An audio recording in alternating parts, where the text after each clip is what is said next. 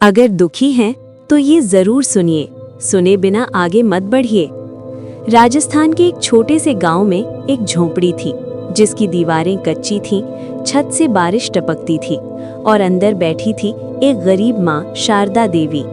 उसके पास धन नहीं था, सहारा नहीं था, बस एक चीज थी, खाटू श्याम बाबा पर अटूट विश्वास। उसका बेटा मोहन पतले शरीर वाला, फटे कपड़े पहनने वाला, लेकिन आंखों में सपने थे।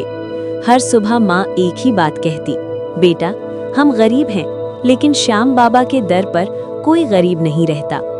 मोहन पढ़ना चाहता था लेकिन स्कूल की फीस नहीं थी। गांव के लोग ताने मारते, अरे शारदा तेरे बेटे से कुछ नहीं होगा, पैदा ही गरीब घर में हुआ है। एक दिन मोहन बोला, माँ क्या भगवान सिर्फ अमीरों की सुनते हैं?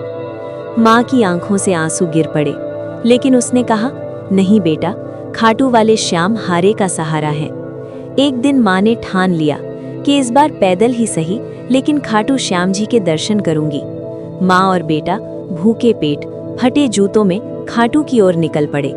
रास्ते में लोग हंसे, कोई पानी तक देने को तैयार नहीं, लेकिन माँ हर कदम पर बस एक नाम लेती, जय श्री श्याम।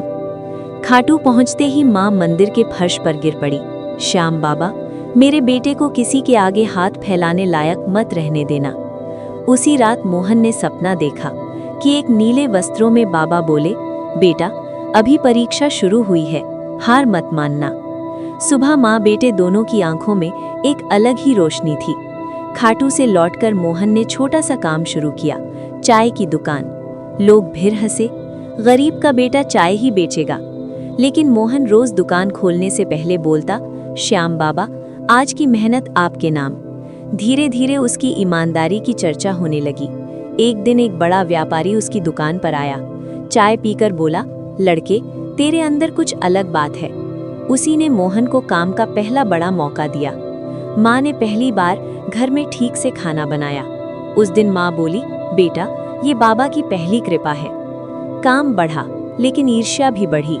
कुछ लोगों ने मोहन पर झूठा इल्जाम लगा दिया। सब कुछ छिनता हुआ लगने लगा। मोहन टूट गया। माँ लगता है हम फिर वहीं आ गए। माँ ने खाटू की दिशा में हाथ जोड़ दिए, श्याम बाबा अब तो सब आपकी मर्जी। उसी रात जिस व्यापारी ने मोहन को काम दिया था, सच सामने आ गया। गलत लोग पकड़े गए। मोहन को उस व्यापार का साझेदार बना दिया गया। गांव वही था लेकिन नजरिया बदल गया। वर्षों बाद वही मोहन अब कई लोगों को रोजगार देता था। माँ अब भी सादा कपड़ों में ही रहती, लेकिन चेहरे पर शांति थी। हर साल माँ बेटा खाटू जरूर जाते। माँ बस इतना कहती, श्याम बाबा ने हमें अमीर नहीं बनाया, उन्होंने हमें किसी के सामने झुकने लायक नहीं छोड़ा। अगर आप आज टूटे हैं, अगर हालात आपके खिलाफ हैं, अगर लोग आपको कमजोर समझते हैं, तो याद रखिए खाटू श्याम बाबा आज भी चमत्कार कर रहे हैं। बस भरोसा चाहिए। जो टूट गया, जिसे दुनिया ने ठुकरा दिया, जिसके पास न साधन बचे न रास्ता, उसे आज भी श्याम बाबा सीने से लगाते हैं। आज की ये कथा केवल कहानी नहीं है, ये उन आंसुओं की आवाज़ है जो खाटू के दरबार में पहुंचकर मुस्कान बन जाते हैं। त्रेता युग का समय था। माता मोरवी महान योद्धा घटोत्कच की पत्नी एक ऐसे बालक को जन्म देती हैं जिसकी आंखों में जन्म से ही तेज था। उस बालक का नाम था बर्बरीक। बचपन से ही बर्बरीक असाधारण था। उसने माता से पूछा, माँ मेरा धर्म क्या होगा? मोरवी बोली, बेटा जो हारे उसका साथ देना। यही वाक्य आगे चलकर उसे हारे का सहारा बना देता है। बर्बरीक ने कठोर तपस्या की। भगवान शिव प्रसन्न हुए और वरदान दिया, 3 अमोघ बाण। पहला, युद्ध के सभी शत्रुओं को चिन्हित करेगा। दूसरा, उन सभी को नष्ट करेगा। तीसरा, सारे बाण वापस ले आएगा। बर्बरीक ने प्रण लिया, मैं युद्ध में हारने वाले पक्ष से लड़ूंगा। महाभारत का युद्ध आरंभ होने वाला था। कृष्ण को ज्ञात हुआ, अगर बर्बरीक युद्ध में उतरा तो युद्ध का संतुलन बिगड़ जाएगा। कृष्ण ब्राह्मण रूप में पहुंचे। कृष्ण बोले, वीर क्या तुम दान दे सकते हो? बर्बरीक बोला, जो मांगोगे दे दूंगा। कृष्ण ने मांगा, तुम्हारा शीश। क्षण भर का भी संदेह नहीं, बर्बरीक ने शीश दान कर दिया। कृष्ण भावुक हो गए।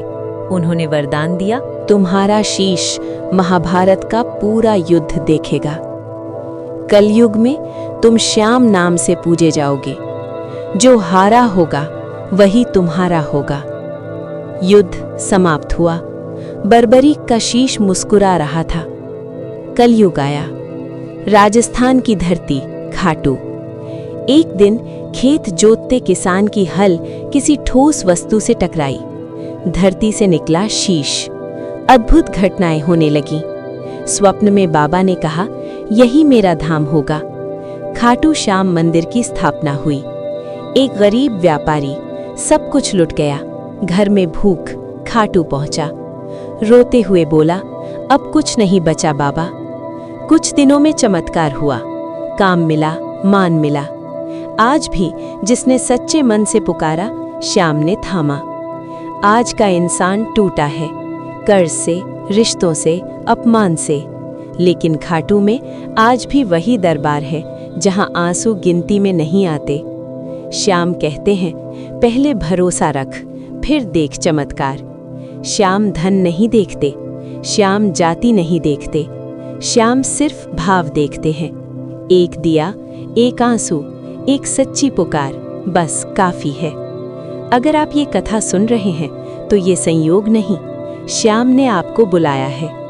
जो हार गया है वो आज भी जीत सकता है, क्योंकि खाटू श्याम बाबा आज भी हारे का सहारा है।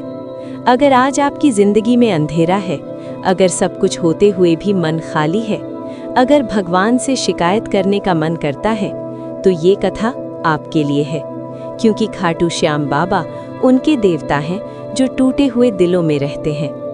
ये कथा किसी अमीर की नहीं, ये कथा किसी विजेता की नहीं, ये कथा है हार चुके इंसान की और उसे थाम लेने वाले श्याम की। त्रेता युग, वीरों की धरती। घटोत्कच की पत्नी माता मोरवी। मोरवी कोई साधारण स्त्री नहीं थी। उन्होंने जीवन में दुख देखा था, त्याग देखा था। जब उनके गर्भ से बालक ने जन्म लिया तो आकाश में अद्भुत कंपन हुआ। मोरवी ने बालक को गोद में लेकर कहा, बेटा तू वीर बनेगा, पर याद रखना, वीर वही होता है जो हारे का साथ दे। यहीं से जन्म हुआ उस वचन का जो आगे चलकर श्याम बाबा का सबसे बड़ा परिचय बना। बर्बरीक साधारण बालक नहीं था, वो किसी का दुख देख नहीं पाता था। अगर कोई हारता तो उसकी आंखें भर आती।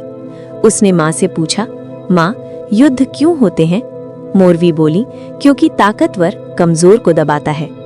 तभी बर्बरीक ने संकल्प लिया, मैं हमेशा कमजोर के साथ खड़ा रहूंगा। बर्बरीक ने वर्षों तप किया। भूख, प्यास, अकेलापन कुछ भी नहीं डिगा सका। भगवान शिव प्रकट हुए। शिव बोले, वर मांग। बर्बरीक बोला, मुझे इतना सामर्थ्य दीजिए कि मैं युद्ध को तुरंत समाप्त कर सकूं। शिव ने दिए 3 अमोघ बाण, लेकिन असली शक्ति बाण नहीं थे, असली शक्ति थी बर्बरीक का धर्म। महाभारत की भूमि कांप रही थी। दोनों पक्ष युद्ध की तैयारी में थे। बर्बरीक घोड़े पर सवार होकर चला, ये देखने कि कौन हारेगा। कृष्ण ये जान चुके थे, अगर बर्बरीक युद्ध में उतरा तो युद्ध का परिणाम पल भर में बदल जाएगा। ब्राह्मण रूप में कृष्ण पहुंचे। कृष्ण बोले, वीर तुम किस ओर से लड़ोगे?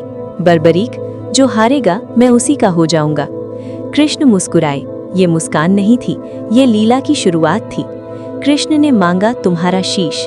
एक पल भी नहीं लगा, न डर न शोक। बर्बरीक बोला, अगर इससे धर्म बचे तो ये शीश तुच्छ है। यही बर्बरीक देव से ऊपर उठकर भक्ति का शिखर बन गया। महाभारत का पूरा युद्ध बर्बरीक के शीश ने देखा। अंत में जब पूछा गया किसने युद्ध जिताया, शीश बोला, केवल श्री कृष्ण ने। समय बदला, कलयुग आया। राजस्थान की धरती पर जब शीश प्रकट हुआ तो प्रकृति भी झुक गई। खाटू बना आशा का धाम। एक किसान जिसकी फसल नष्ट हो गई, एक विधवा जिसके पास सहारा नहीं, एक युवा जिसे नौकरी नहीं मिल रही। तीनों खाटू पहुंचे। तीनों ने अलग मांगा, लेकिन मिला सब भरोसा। और जहां भरोसा है वहां चमत्कार जरूर है। अगर आज आप ये कथा सुन रहे हैं तो समझिए, श्याम ने आपको याद किया है।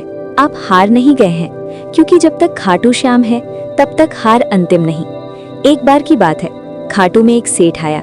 धन बहुत था, लेकिन मन में घमंड उससे भी बड़ा। सेठ ने दरबार में कहा, बाबा, मैंने बहुत दान किया है, अब मेरा काम तुरंत बनना चाहिए। घंटे बीते, कुछ नहीं हुआ। सेठ क्रोधित होकर जाने लगा। उसी समय एक फटे कपड़ों वाला बालक मंदिर के कोने में बैठकर रो रहा था। उसने बस इतना कहा, बाबा, आज माँ के लिए दवा दिला देना। अगले ही दिन सेठ का काम अटक गया और बालक के घर दवा भी पहुंची, सहारा भी। कथा का संदेश साफ था, श्याम सौदा नहीं करते, वे सिर्फ विश्वास स्वीकारते हैं। एक साधु रोज खाटू आता, न घंटी बजाता, न कुछ मांगता, बस चुपचाप बैठता। कई लोगों ने पूछा, बाबा से कुछ मांगते क्यों नहीं? साधु मुस्कुराया, मैं मांगने नहीं, सुने जाने आया हूँ। एक रात श्याम स्वप्न में आए, तू मांगता नहीं, इसीलिए तुझे सब दिया। मौन भी एक भक्ति है जो श्याम सीधे सुनते हैं। आज का युवा टूटा है, रिजेक्शन से, नौकरी की मार से, तुलना से। एक लड़का आया, कई इंटरव्यू, कई असफलताएं। दरबार में बोला, बाबा, अब भरोसा भी टूट रहा है। पुजारी ने बस कहा, बाबा से नहीं, खुद से वादा कर। कुछ दिनों बाद नौकरी मिली, लेकिन उससे भी बड़ी चीज, आत्मविश्वास लौटा। श्याम पहले इंसान को जोड़ते हैं, फिर रास्ता खोलते हैं। मन्नत का अर्थ सूची देना नहीं है, मन्नत का अर्थ है जो दोगे उसे स्वीकार करूंगा। एक माँ ने कहा, बाबा, बेटा ठीक हो जाए, मैं कुछ नहीं मांगूंगी। बेटा ठीक हुआ, माँ ने कुछ नहीं मांगा, पर हर दिन दरबार आई। यही है सच्ची मन्नत, मिलने के बाद भी जुड़े रहना। जो खाटू की रात देख ले, वो कभी अकेला नहीं रहता। आरती के बाद जब भीड़ छंट जाती है, तब श्याम हर टूटे दिल के पास खुद आते हैं। कई भक्त कहते हैं, हमने किसी को नहीं देखा, पर कंधे पर हाथ महसूस हुआ। श्याम दिखाई नहीं देते, पर महसूस जरूर होते हैं। हार अंत नहीं है, खाटू में हार सिर्फ शुरुआत होती है। जो हार कर आता है वो सीख कर जाता है, जो रो कर आता है वो संभल कर जाता है। श्याम कहते हैं, तू गिरा है, गया नहीं। अगर आप ये कथा यहाँ तक सुन पाए तो समझिए श्याम ने आपको थामा है। अब आपकी बारी है। अहंकार छोड़िए, भरोसा थामिए और बस कहते रहिए, जय श्री श्याम, हारे का सहारा।